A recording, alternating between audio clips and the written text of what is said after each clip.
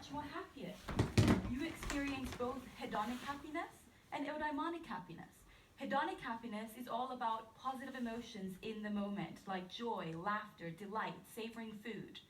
Eudaimonic happiness is all about a sense of purpose, meaning, fulfillment. When you choose to live your whole life with passion, it also gives you a sense of freedom, because you don't need to limit passion to one thing or one activity. You feel like you can do anything and take passion with you. So naturally, I was really excited by this finding. But of course, how could I then recreate this in my own life and help others to do the same? Luckily, in the research, I discovered 5 key elements that enable you to do exactly that. So of course, I'm going to share them here with you now. The first is all about being yourself. Being true and authentic to who you are. Because the more you can do that, the more you can unlock the positive passion energy within you. And I know sometimes it can be the hardest thing for you to do in a world where it feels like the world is always shouting at you to change or be more like this or more like that or do this or do that. We have to learn to quieten the outside noise and listen to our inner voice. Secondly, it's all about having a sense of purpose. Because when you know why you do what you do, that's when you can connect to your life, anything in your life, in a meaningful way. All you need to do is ask, why am I doing this? Why am I doing this job? Why am I working for this organization? Why am I doing laundry? Why am I cooking? You can inject passion in any area of your life that you want, as long as you understand why it is that you're doing it. The third element that I discovered was about this idea that you should master the art of learning. Because naturally, as humans, we are forever evolving and growing. We are dynamic beings. And the more we can embrace that and really encourage that and consciously seek out opportunities to learn, the more we can inject that positive passion energy into our life as well. And an important part of this is also about embracing your failures. Somehow we've built a society that punishes failures. We've built a society where we try and hush it away or hide it or ignore it, and it's not acceptable. But it's the failures that teach us the most. It's only when we're really down in the bottom, in the hole, and nothing has gone as we've planned, that's when we start to realize what we need to do right.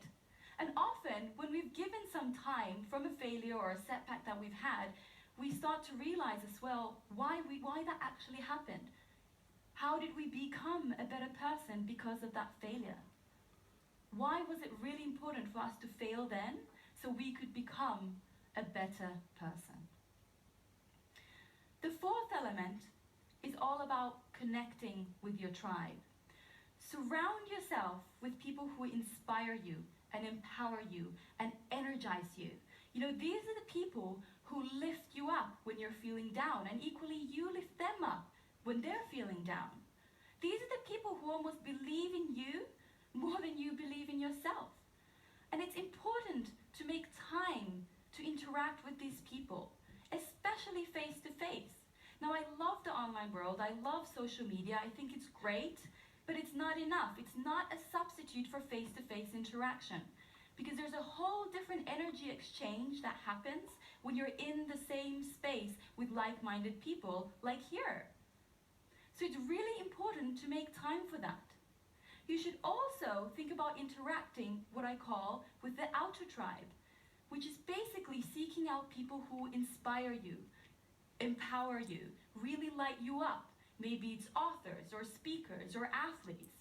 Follow them on social media if you can. Watch their TED Talk, watch their documentaries, read their books.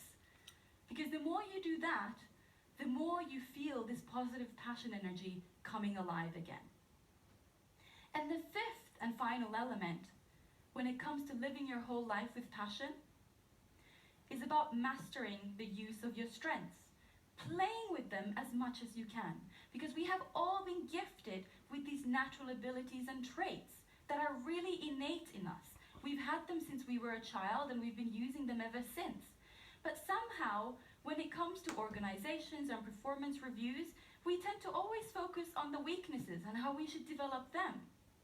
I think we should just acknowledge those weaknesses and then focus on the strengths, because that's what makes us most fulfilled. It's much more empowering, motivating, and inspiring to focus on what you do well.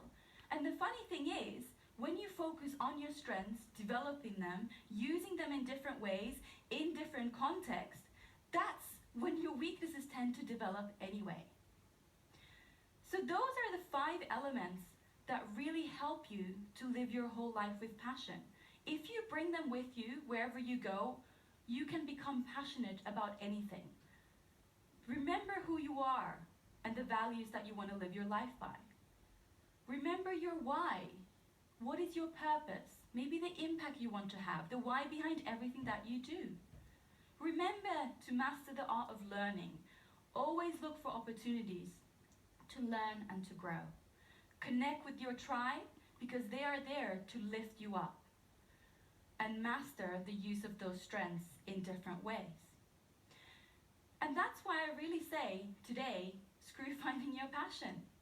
Because living a life, a fulfilling life, full of happiness, isn't about finding what you love, it's about finding love in what you do. So I really urge you to break free from the one passion myth. Use these 5 elements throughout your life and let a life full of passion drive you to the extraordinary. Thank you.